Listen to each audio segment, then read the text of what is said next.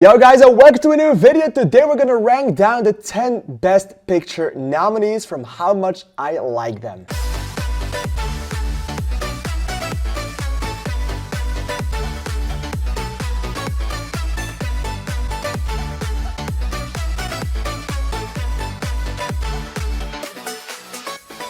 Alright, so the Oscar weekend is officially on us. We are in it. Tomorrow we know which movies go home with that prestigious awards. But today we are gonna start off this weekend by me telling you how much I personally like all the Best Picture nominees. And in what way I can better do that than in a full-length ranking, a top 10 like we used to do on this channel in the past. I do have to say some things. This ranking will not be a ranking based on my expectance of how much chance they're gonna make. If you want to see that, you have to come back to my channel tomorrow, because tomorrow I will put out a video with all my predicted winners for every single category. No, this is just a ranking for my likeness of the movie, how much I like the movies, how much I hate the movies, how much I feel like these movies belong on this list. So it's my personal favorite ranking, not my personal favorite to win, because then the ranking will be completely different, but just how much stars did I give it on Letterboxd, basically.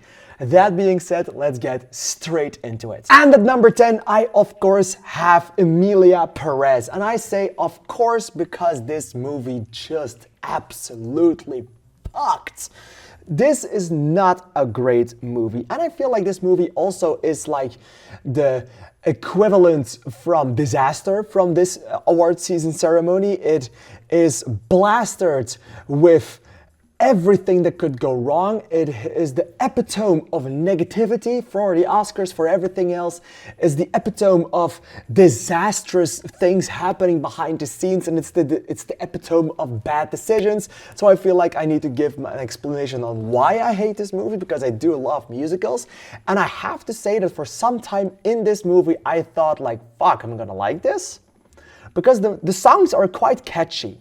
I have to say that. The songs aren't the worst, apart from that one song in the middle that goes like, man to woman, woman to man, man to woman, repeat it to vagina. That fucking sucked. That was the moment that I thought to myself, nah, I'm not liking this movie. So, Emilia Perez, the story was just weird. This one is my least favorite movie of the year for the Oscars. And at number 9, we might actually have my first controversial choice, because Nickel Boys is on number 9.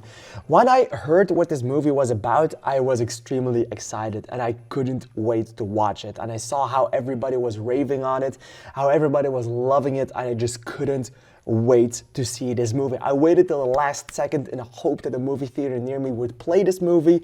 They didn't, and then it released on Amazon Prime yesterday. And I have to say that this movie disappointed me tremendously. It's an incredible slow burn, and I feel, let me just say the positives, I feel like I completely get why this movie is as important as people are making it out to be. The story of this movie has to be told. It's very, very intense, very heartbreaking, and very gripping. That doesn't take away from the fact that I thought it was boring as hell. And the first person POV that they did just didn't work at all. It completely broke the movie for me. I hated it. It was confusing. It was just not for me. And I get why this movie was so important. And that's why it's over Emilia Perez. But that's everything I have on this movie. I'm very sorry. And I'm not even sorry for apologizing for not liking this movie. I feel like this is a movie you should like. At number 7, I have The Brutalist, one of the award ceremony favorites for tomorrow. And I have to say, The Brutalist suffers from the same things as Nickel Boys. I thought it was gonna be great. I thought I was gonna love it. I thought I was gonna have my heart cut out for this movie, and I would rave and talk about this movie for years. Then I watched it, and it's literally just the runtime that kills this movie for me. It's nothing more than the runtime from 3.5 hours is just way too long for a slow burn movie like this for me personally. I thought the first half was amazing. I thought the second half was, my cats are playing, I thought the second half was just good. Not amazing, just good. So in the end, I didn't love this movie as how much as I wanted it to, but it's a really, really good movie nonetheless. And I am very happy that Adrian Brody will win an Oscar for this. And at number 6, I have A Complete Unknown. And I have to say, I'm not the biggest fan of Bob Dylan, never was, never will be. But I was very interested in the story about him. So I watched the movie and I thought, what a freaking asshole. And it's a problem that Back to Black also had, and I hated Back to Black. This one I really, really like. But mostly for Edward Norton. Edward Norton really saved this movie together with the performance that Timothée Chalamet has put in, because that is incredible.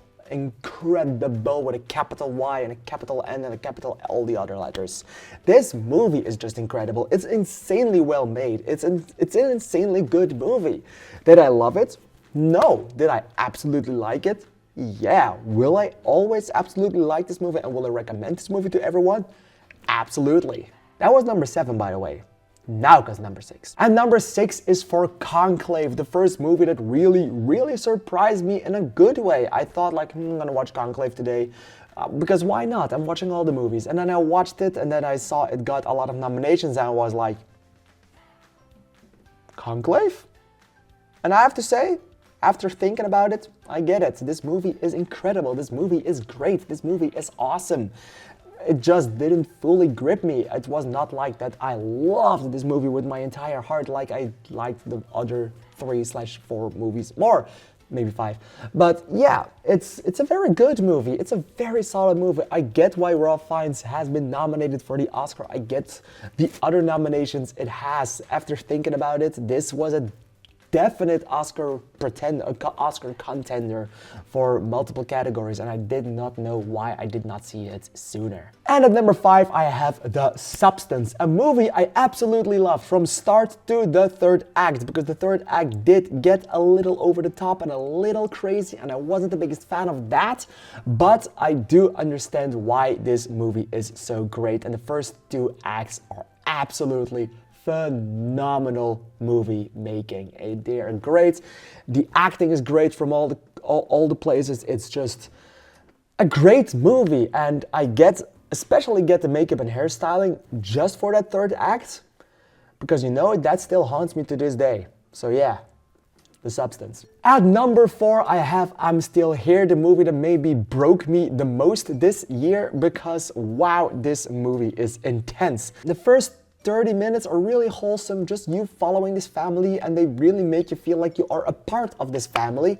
And then all shit breaks loose and we have the rest of the movie, which got the Oscar nomination for Best Picture and the Oscar nomination for Best Actress in a rightly deserved place, because oh my god, this movie was intense in a way I haven't seen that often yet. It's intense emotionally. It's intense in a way that just grips you from start to finish and doesn't let you go. You really feel a part of this family and you feel like you understand what they are going through, and that is incredible movie making. At number 3 is Anora, my personal favorite of all these films, I have to say. And I have to say that in a way thinking about my best of the year list, because it's not my best and it's also not the best here because of that reason. The reason I think this one is the best is because I do think this is the biggest Oscar movie from this year's Best Picture nominees. I feel like this movie, it screams Oscars and it screams Academy and it screams awards, and it just is so incredibly great from start to finish, and I loved everything about it. And I really do hope Mikey Madison will take home the Oscar, even though I do think Demi Moore is gonna take it, which is also rightfully deserved, but I do hope that Mikey Madison will get a little bit more love. But more on that tomorrow. Anora is great, Anora is awesome, Anora is my favorite Sean Baker film, and I can't wait to see what that man is doing next after the Florida Project and Tangerine and Red Velvet, or Red Rocket actually. Number 2, Wicked. I loved Wicked. I thought it was gonna be, meh. I thought it was gonna be, okay, let's see a Broadway puts to film halfway there. And then I loved it. Absolutely loved it. It was awesome. It was great. It was phenomenal. I do not understand why it got so many nominations. I do get why it got nominations, but so many is a little intense. Even though I do think Ariana Grande was incredibly good in this movie. Was she Oscar-winning performance? Nah, she doesn't stand a chance for that little statue. But hey, we're here for loving it. We are defying gravity in here. And tomorrow at the Oscars, all hell will break loose because may thy knife chip and shatter, because Dune Part 2 is still my favorite movie of this bunch.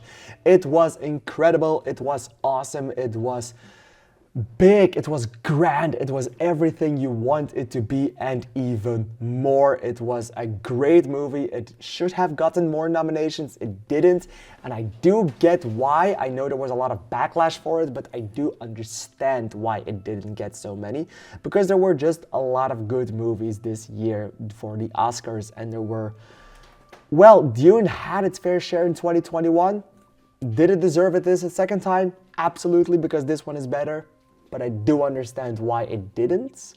And I'm sorry, I'm also understanding of why Disney's not going home with any Oscar.